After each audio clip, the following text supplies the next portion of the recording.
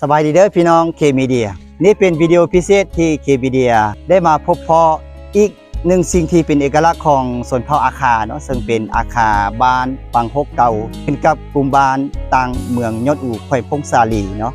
เป็นอาคานูกุยแซงยอดอู่ซึ่งที่เคมีเดียว่าเป็นเอกลักษณ์เฉพาะของชนเผ่าอาคาก็คือเฮือนเนาะที่เป็นเฮือนของชนเผ่าอาคาที่ได้สืบทอดเอกลักษณ์การตั้งเฮือนแบบอาคามาเป็นเวลาหลายเส้นโคนเนาะเป็นห้อยๆปีเมื่อก่อนนี้อาคารตั้งเฮือนแบบนี้ไปเบิ่งไปชมว่าเฮือนทางในกับทางนอกที่มีลักษณะแบบใดเนาะนี่ก็เป็นบอนเมียนฟืนบอนเมียนฟืนของพี่น้องอาคาเมื่อก่อนก็จะเห็นแบบนี้ซึ่งจะอยู่ข้างๆครับเฮือนเนาะ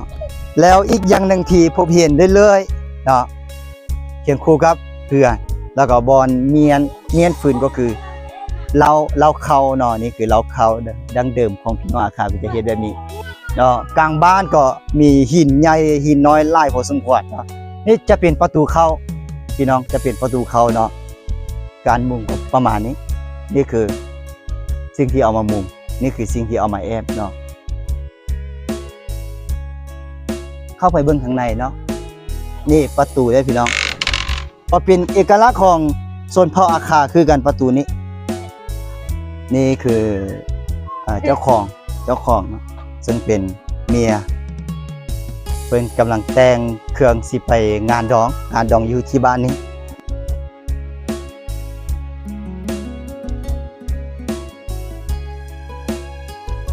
แล้วก็นี่คือบอ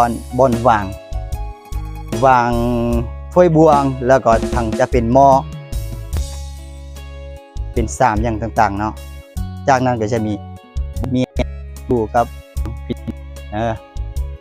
เตาไฟเป็นเอกลักษณ์เฉพาะของอาคารเลยนี้เมื่อก่อนคนอาคารเฮ็ดเตาไฟใหญ่กับเตาไฟน้อยเนาะเตาไฟใหญ่คือนี้เอาหินกับเอาดินมาก่อมาปั้นเนาะแล้วจะมีหม้อข้างตั้งไว้แบบนี้เป็นประจำนี่คือเตาไฟน้อยจะเห็นซ่องเตาไฟนี้เนาะที่เป็นบอนตักนำนี่ก็เป็นลักษณะแบบนี้พี่น้องเนาะเอากระตุกเอาคุยังนี่อีกอย่างหนึ่งเนาะนี่เป็นบอนวางที่นำไส้เข้าในฮิตของประเพณีที่สำคัญเนาะจะเฮ็ดได้แต่ละปีหันวันนี้เบื้องนี้ก็จะบ่มีประตูสำหรับพี่น้องอยู่ที่นี่แต่ว่าพี่น้องที่อื่นจะเป็นอาคารนูกุยทางบ้านยอเนาะทางบุเหนือนี่จะมีประตูอีกทีนี้เนาะสำหรับอยู่เบื้องนี้ก็คือห้องนอนพี่น้องห้องนอนนี่มี2ห้องจะแบ่งกัน2ห้องเนาะสำหรับผู้ที่สร้างครอบครัวใหม่เนาะสร้างครอบครัวใหม่ถ้าว่ามีพ่อแม่ลูกหลานหลายคนขึ้นมามีพ่อเฒ่าแม่เฒ่าหรือว่าปู่ย่าก็จะมีหลายห้องต่อไปนี่คือห้องนอนของ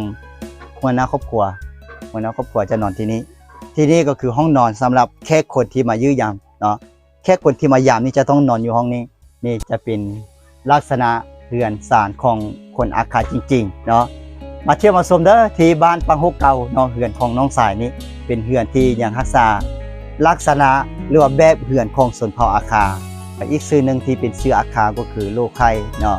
อยู่ใจกลางบ้านปังฮกเก่าเมืองยอดอู่แขวงพงสาลีก็นี่คือสิ่งที่เคมีเดียอยากนำเสนอให้พี่น้องเคมีเดียได้รับชมเนาะเพื่อผู้ที่สนใจอย่ามาเบิ่งวิถีชีวิตมาเบิ่งสิ่งที่เป็นเอกลักษณ์ของชนเผ่าอาคาต้องมาซอกหาอยู่บ้านนี้ก็เป็นอีกจุดหนึ่งเนาะขอขอบใจที่ติดตามรับชมเคมีเดีย